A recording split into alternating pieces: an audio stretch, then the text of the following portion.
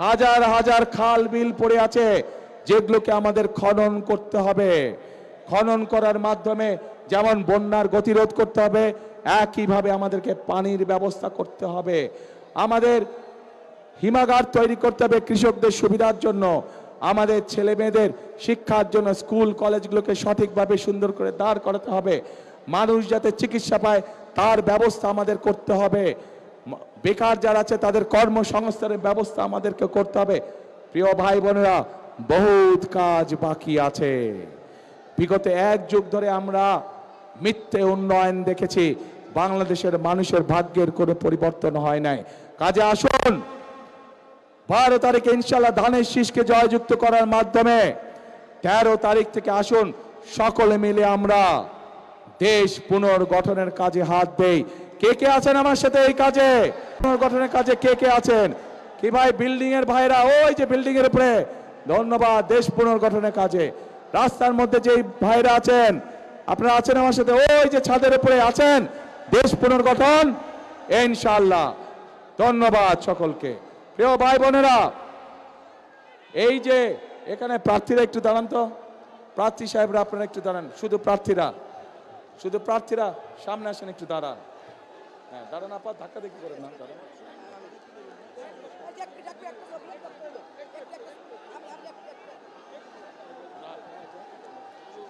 প্রিয় ভাই বোনেরা, এই যে আমার দুই পাশে দেখছেন ধানের শীষ আর ট্রাক নিয়ে একজন দাঁড়িয়ে আছে। আমাদের বক্তব্য হচ্ছে ওই গুপ্ত তাদের বিপরীত বক্তব্য। এই মানুষগুলোকে দিয়ে গেলাম আপনাদের কাছে আমি, ধানের শীষ আছে 12 তারিখ পর্যন্ত এদেরকে দেখে রাখবেন আপনারা। 13 তারিখ থেকে বিজয় ইনশাল্লাহ এরা আপনাদেরকে দেখে রাখবে, এরা আপনাদের পায়ে পড়ে থাকবে, এরা আপনাদের এলাকায় পড়ে থাকবে এলাকার উন্নয়নের জন্য।